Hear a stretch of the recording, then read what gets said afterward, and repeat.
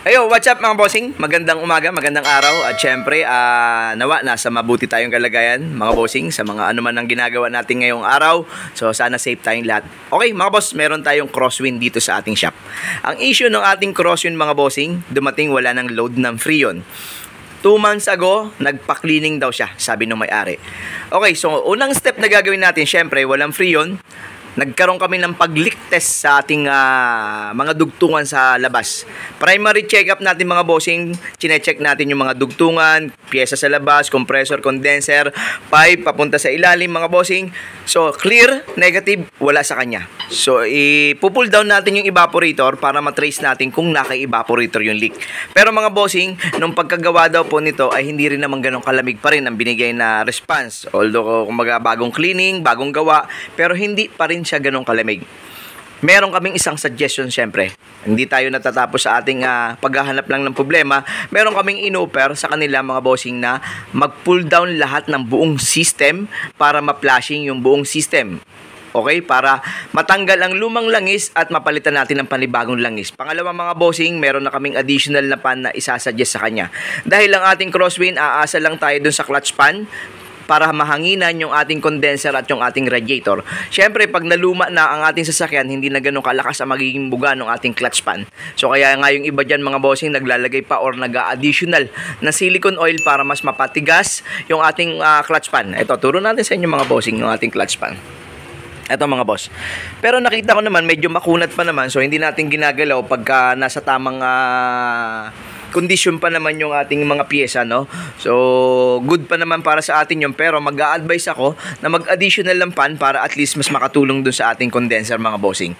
Okay, so yun ang gagawin natin dito sa ating crosswind. Magpa-plus ng buong system, magpapalit tayo ng filter dryer, expansion valve, at ititrace natin kung nasan yung leak. Okay, so malalaman natin yung mga bossing mamaya pag na-pull down natin yung evaporator kung dun ba nanggaling yung problema na bakit nawala or tumagas ang refrigerant natin o yung Freon natin mga bossing, no? Okay, so yun lang mga bossing at abangan natin tong ating crosswind. So basta sabi nung may-ari, kahit bagong gawa, hindi siya ganun kalamig. So, papalamigin natin tong ating crosswind na to mga bossing dahil nakita daw tayo sa YouTube. So, kaya medyo mabigat ang ating kumbaga responsibilidad mga bossing, no? Kasi minsan kasi tumataas ang expectation ng ating kliyente sa atin. So, kaya hanggat maaari galingan pa namin, no? So, kaya kami nag-aaral at nag-aaral pa rin kung paano namin mapapatino at mapapalamig yung ating nai-encounter nating mga sasakyan, no? Okay, ayun lang. At abangan natin kung ano makukuha nating lamig dito. Hindi tayo makakapagkuha ng ating reading dahil wala nga Freon nung dumating. Kaya mamaya natin malalaman kung anong magiging response ng ating reading, lamig na makukuha. Mga bossing, ito yung evaporator sa harap ng ating crosswind, no? Ang gagawin natin, minsan po kasi ang leak po kasi pagka maliit hindi nagpapakita. Ipapa-flash muna natin ng isang flashing para matanggal yung mga langis-langis dahil kulay dilaw na mga bossing eh. Ito yung tumutulong langis sa kanya. So, manilaw na siya. Kaya yung loob. O, kaya ipapa-flashing ko muna ng isang flashing para at least kung may nag-sealed na leak sa ating butas na yan, matanggal muna. Pero palagay ko, meron na dito mga boss na corrosion. Baka nandito sa katawan. Pero pa-plus natin para matanggal yung langis na nakabara kung sakaling nakabara sa butas, no? Tapos i-leak test natin yan mga bossing. Okay, yan yung harapan. Condenser natin mga bossing, ito na. So, binabara na natin yan ng ating pang-flashing para mabomba natin yan. Matanggal natin yung mga luma. Mga bossing, meron ng laminated neto, no? Pero syempre, kung good pa naman at kaya pa natin magpalamig, hindi muna natin i-offer yun, no? Kaya ang offer lang natin, mag-backup lang muna ng pan sa kanya. So, sa papalinis lang muna natin lahat yan. Compressor na ibaba na rin mga bossing. Likod na lang ang wala pa. Compressor, change oil natin. Mamaya ililik test natin yan para makita natin kung may leak o wala. Dahil nga ang target natin mga bossing, makahanap ng leak kung saan lumabas yung refrigerant ng ating crosswind. O, yan yung compressor niya. Walang imposible kapag RCS ang nagtrabaho. Ang mainit na buga ng aircon nyo ay dito gagawin natin na parang bago. RCS, dito ka na magpagawa, talaga na magaling kapag kasinabing ting RCS. Madali na malapitan, talaga na pulido, lahat kayang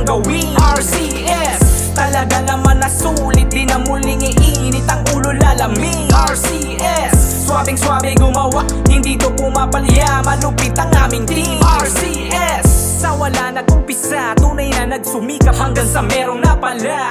Galing probinsya. Okay mga boss, ito yung ating evaporator sa likod. So medyo good pa naman ang itsura base sa ating mga nakikita dito sa actual mga bossing, dahil orig pa siya.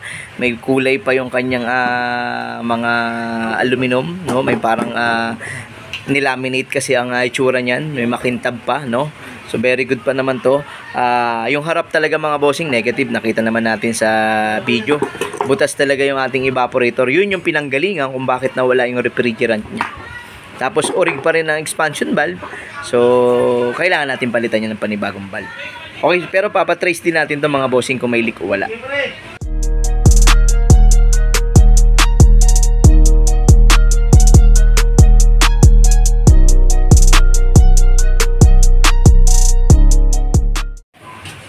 Mga bossing, ito na yung ating bagong evaporator. So palit talaga tayo ng evaporator. At syempre lalagyan natin yung foam sa gilid para fit yan doon sa ating housing, doon sa ating tatama ng hangin. At ini-install na natin yung ating additional pan mga bossing, no? Okay, ito na yung gagamitin natin. Mas malakas ng konti kumpara sa mga 10 blades natin. So para may backup tayong pan dito sa ating condenser.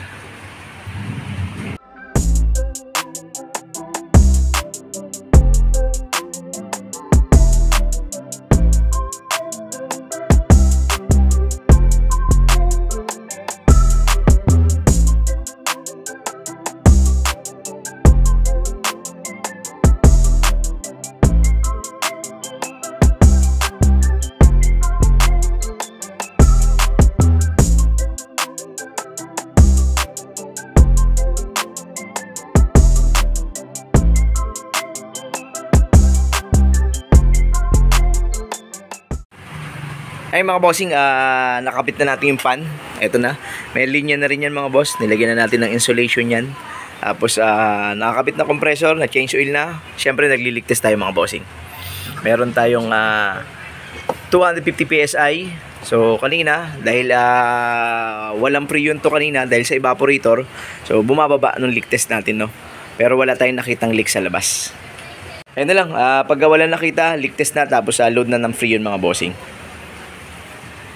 Mga bossing, very good na yung ating leak test. So, nagbabacuum na lang tayo.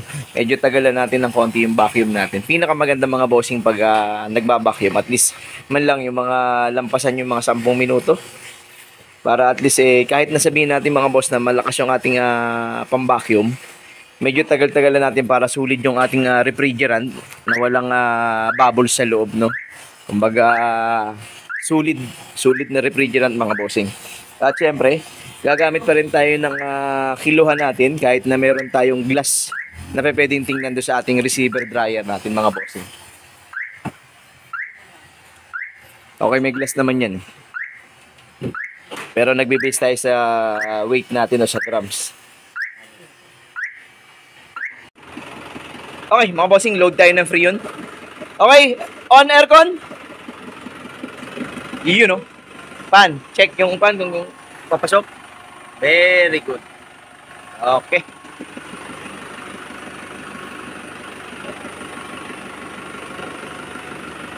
Mga bossing, mamaya, pag napuno ng Freon, tingnan natin yung eksaktong reading niya, no? Kasi walang Freon kasi nung dumating. Low side 30, high side 100 plus karga.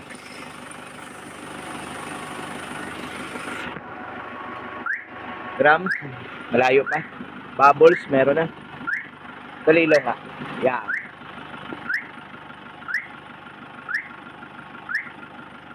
Okay, load lang tayo mga bossing. Mga bossing, nilabas na natin yung ating crosswind pero wala na tayong araw, no? Ando na yung araw natin. Takip na dito sa ating building kaya hindi tayo makakuha ng mainit na tutok ng araw. Pero meron siyang reading mga bossing na 200 ang high side, 32, 33 ang ating low side mga bossing. Gumagana yung pan. Okay, may bracket naman tayo dyan. Meron din tayo sa ilalim mga bossing ngayon. Okay, testing tayo ng lamig sa loob. Okay mga bossing, testing tayo ng lamig. Kahit nakabukas yung pinto natin, magkabila. Meron tayong nakuhang reading na mga nasa 8, 9, yan naglalaro. Pag nakasara yung pinto natin mga bossing, mga nasa 8 lang pababa, no? Oh, very good na to. Palagay ko naman na mag-enjoy na rin yung ating kliyente rito. Oh, ayun oh. Sir, shoutout kita. Ano pangalan mo? Yung doble. Ayun oh. Shoutout sa may-ari si Boss John Doble. Yes. Tama, sir? Ayun oh. Mga bossing sa kanya yung crossway natin. Ayun oh. At yun na, papatesting natin kay Boss John to para malaman natin sa araw kasi mga bossing, kagaya ng sinasabi ko, wala na, takip na yung ating araw dito sa ating building. Hindi natin siya patitesting ng mainit ang panahon. Pero syempre si Boss John na magpapatunay niya kung ano yung ginawa natin at anong improvement ang nakuha natin dito sa kanyang aircon, no? Pero dito pa lang nakakuha na tayo na mas mababa sa 9. Palagay ko naman pag nakasara ang mga pinto, mas tumakbo pa, mas lalamig pa yan. Okay, ayun lang. Boss John, salamat na marami. Ilagay ko na. Pwede po, adjustment po ito ng ating thermostat. Ibig sabihin, kung diyan ka nakasetting, so medyo mas mabilis mag-automatic konti yan. Pag gusto mong mas malamig, Hindi, ito lang. eto na, dito ka lang, masaya ka na rito. Konti pa. Iyon. Okay. Walang issue dyan kung ayan ang setting mo at komportable ka naman. Ayun mga bossing, pa-obserbahan natin yan kay Boss John kung anong magiging resulta niya sa araw. Okay?